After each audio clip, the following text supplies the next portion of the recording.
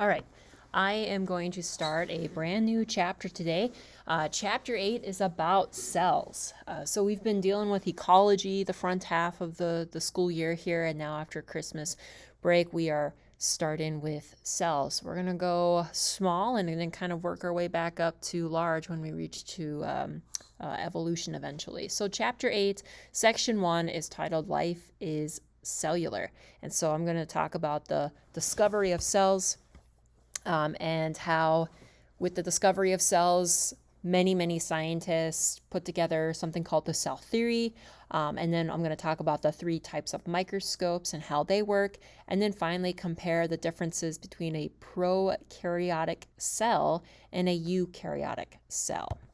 So early microscopes were invented around in the 1500s, and cells, they're really small. You can't see them with the naked eye. In fact, there's only one cell that you can see with the naked eye, and that's the human egg, and it literally looks like a speck on your fingertip.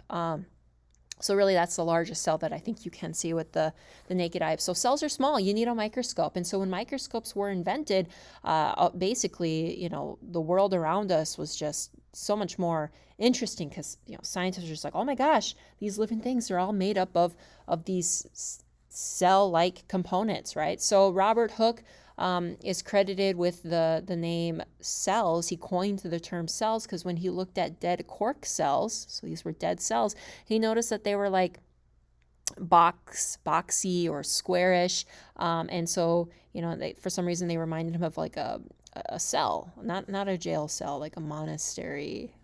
That's kind of the reference he was going for there. Small little rooms, tiny little rooms. Anton von Leeuwenhoek, who put together a microscope that was a bit better than Robert Hooke's, examined living cells from pond water. So he scooped up some pond water and examined it and noticed that there were these things swimming around. He actually called them animalcules. Okay, so with microscopes, people started to look at the world around them up close and personal.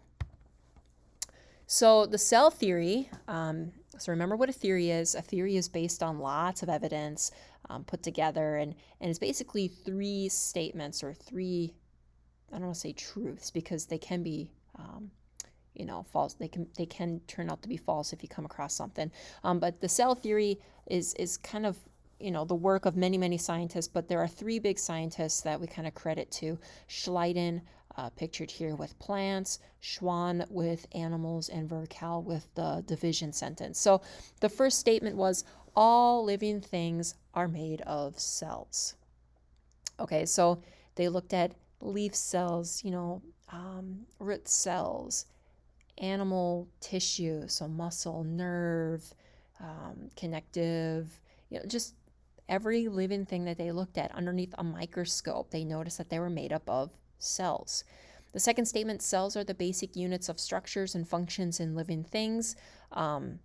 In life science, we said cells are the basic unit of life, so that is acceptable as well, but they are the basic unit of living things. All living things are made of them.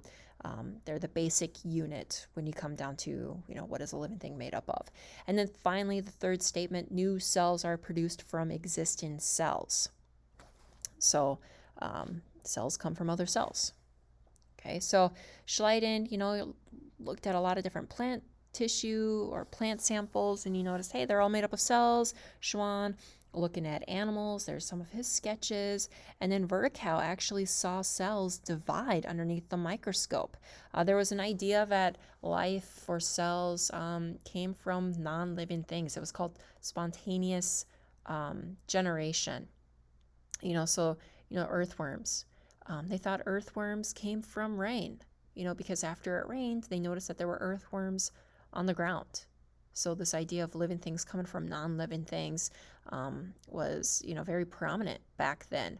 And it took a couple scientists, with their experiments to say, no, living things come from other living things, not from non-living things, It's just weird that they believe that. I mean, kudos to them for their observations, but it's like, did anyone ever get hit by an earthworm falling from the sky, But anyways, I digress. Moving on. So exploring the cell. There are 3 different types of microscopes that our book mentions, and we'll actually use one at the end of the week here, light microscopes. So they use light, and light passes through the specimen, the sample that you are looking at, and it tends to use two lenses. The first lens is called your objective lens, so it's usually on this revolving nose piece here, and the second lens is called your ocular lens. Okay, and I think I have that backwards up here.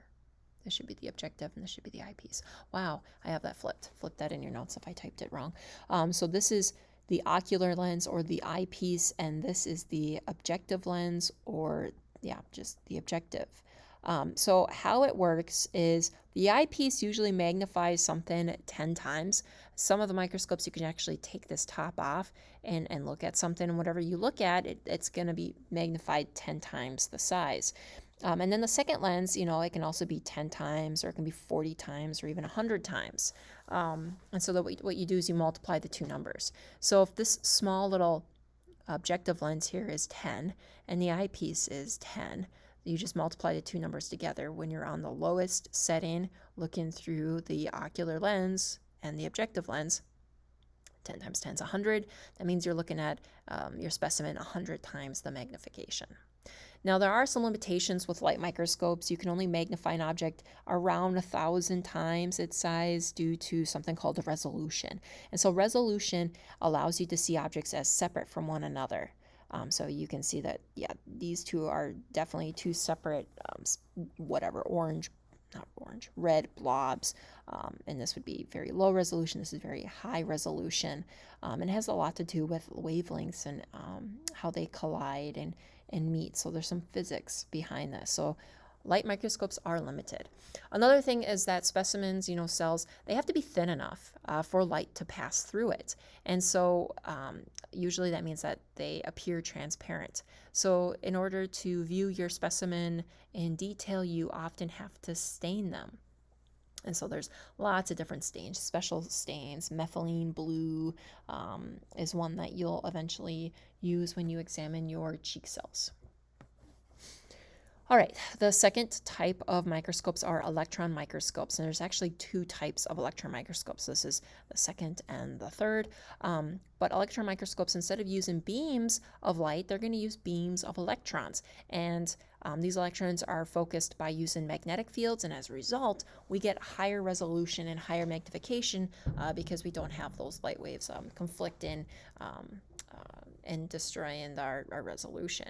And so these electrons have to travel through a vacuum, and as a result, the specimen has to be non-living.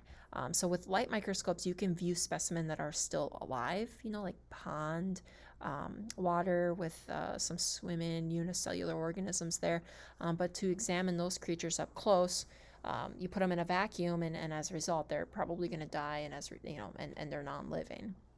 So there are two types of microscopes: scan and electron microscopes and transmission electron microscopes. So scan and electron microscopes produce a 3D image. So what happens is that these electrons, these beams of electrons, bounce off the sample and then hit a detector, and then the detector produces the image that you see. And so we are looking at the outside of the organism. Where with transmission electron microscopes, you get a 2D image because the electrons actually go through the sample and then to the detector to form that image that you see. So outside the organism, scan in the surface, I would say the surface of the organism or specimen, and then the transmission means it transmits or goes through the specimen. Okay, so cells, cell theory, microscopes. Let's talk about cells and some of the similar features that you can find in all cells. So these three things are the common features that all cells share. Number one, all cells have genetic information, okay, and it's usually in the form of DNA. The second common feature that they all share is the cell membrane, so a boundary that separates the living thing, the organism, from its environment. And then finally, a cytoplasm, a jelly-like substance that kind of just fills the cell. So these are the three common features that all cells share. Now, there are two types of cells, prokaryotic cells versus eukaryotic cells. So prokaryotic cells, pro rhymes with no, but pro actually means like before the nucleus. This suffix here, carry, I believe stands for kernel or nut. So this is like before the nut, and that nut is supposed to be the nucleus. So these organisms, these types of cells, no nucleus. So a nucleus is something that holds genetic information. No organelles. So if you look at the word organelles, what word do you see? Organs. So we'll talk about what organelles are here in the second section. Single-celled organisms that can carry out all functions of life. So because prokaryotic cells, they're never multicellular. They are single-celled organisms. They are a lot smaller than eukaryotes. A lot of times you can fit 10 to 100 of these organisms across the eukaryote a eukaryotic cell, just one eukaryotic cell. And they tend to play very important roles in the environment. A lot of prokaryotic cells are decomposers, so they break down materials and recycle things. Cyanobacteria is responsible for the oxygen that we are breathing today. Now, the second type of cell is a eukaryotic cell. Euc rhymes with nuke. Euc means they have a nucleus, they have organelles, they can be multicellular or single-celled, whereas with prokaryotic, they are single-celled. And these guys are a lot larger than prokaryotes. So lots of differences between prokaryotic cells and eukaryotic cells, but they do share similarities. Remember, these would be the similarities. They have DNA, they have a cell membrane, and they have cytoplasm. So just a comparison showing you that, you know what, a prokaryotic cell, even though this picture shows that they are roughly the same size, look at the scale. 0.1 to 10 micrometers, and over here 10 to 100 micrometers. So yeah, you can fit a lot of prokaryotic cells across a eukaryotic cell. Oh, I thought I fixed this. Beep. Okay, so I had these pictures and these words down here, and so we were supposed to separate them. So the DNA is suspended in the cytoplasm, which means it's not in a nucleus. It doesn't have organelles. They're single-celled. This is bacteria. This is another bacteria. Here's the eukaryotic, has organelles, has a nucleus. The DNA is found in the nucleus. There's that nucleus, eukaryotic. These are eukaryotic because you can see the nucleus there. Excuse me. All right, so that does it for 8.1 Life is Cellular.